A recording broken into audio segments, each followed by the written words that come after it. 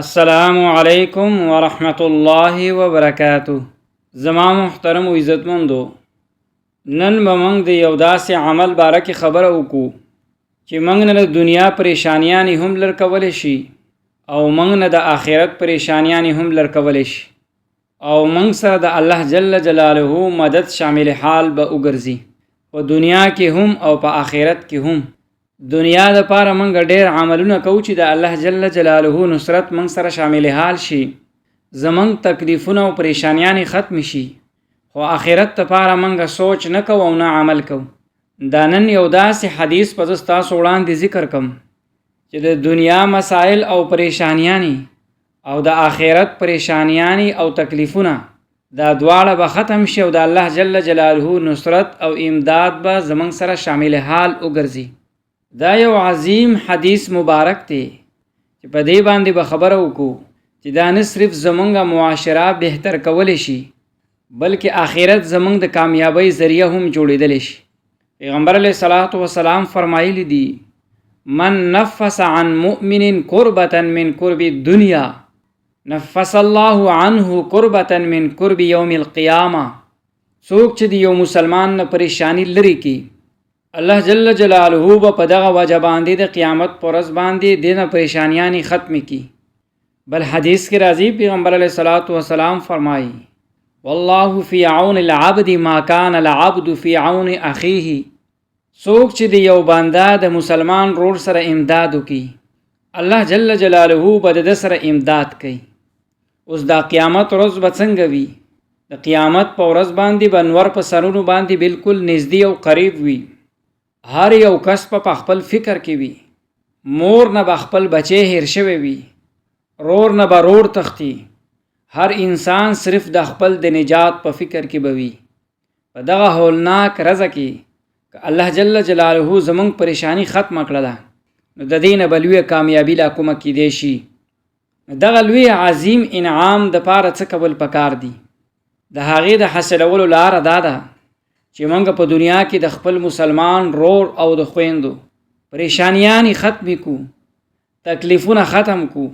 ما محترم و عزتمندو، پریشانیانې ختمول صرف پیسې ورکولو نوم نه دی، بلکې د غریب سره مالی امداد کول، یا د یو بیمار عیادت کول، د هغه تپوس کول، یا د یو مقروض مدد کول، د قرضداري سره لاس کول، یا د یو یتیم په سر باندې شفقت لاس راخکل، یا یو ستړی شوی او دک والا انسان ته تسلی ورکول، یا یو اوږي باندې خوراک کول، یو بے روزګار د پاره د روزګار ذریعہ جوړېدل. دا ټول د دې احادیث عملی نمونه ده. اسلام موږ ته صرف د عبادت نه دی بلکې د انسانیت خدمت درس هم موږ ته راکوي. قرآن کریم کې الله جل جلاله فرمایي: وتعاونوا علی البر والتقوى ولا تعاونوا علی الاثم والعدوان واتقوا الله ان الله شدید العقاب. نیکی او تقوا کارونو کې د یو بل سره مدد کوي. په دې آیات کې الله جل جلاله موږ ته د تعاون او د همدردۍ او د خیرخواهۍ تعلیم راکوي.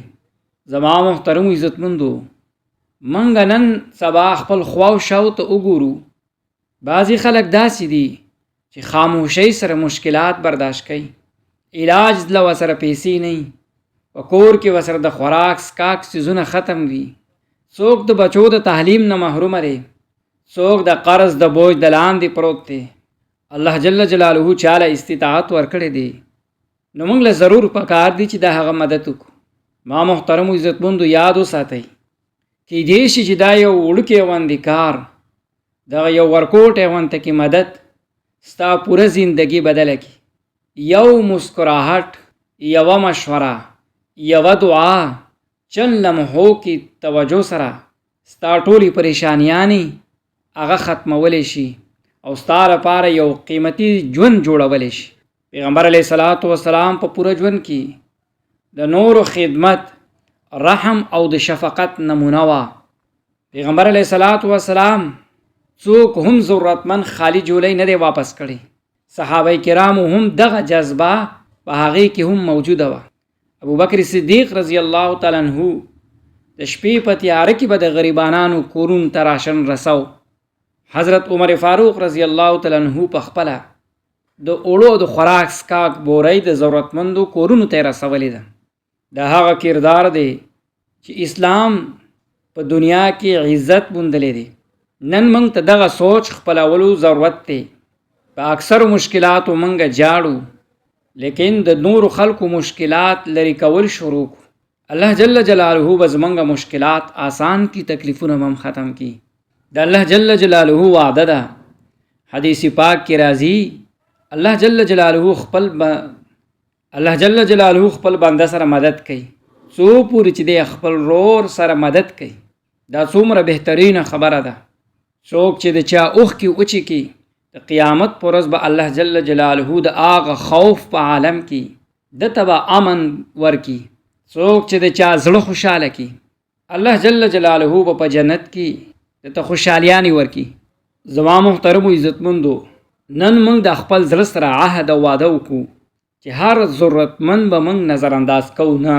خپل مال سره ول مدد نشو کولی، وخت ول ورکو. که وخت نشو ورکولی ښه خبره ورسره وکړو. که دا هم ممکن نه، کم از کم په زړه کې ورله دعا ضرور وکړو، ځکه په اسلام کې د هرې نیکۍ قدر شته. په آخر کې د الله جل جلاله نه دعا وکړو چې الله جل جلاله موږ نورو دپاره آسانی پیدا کولو والا جوړ کا.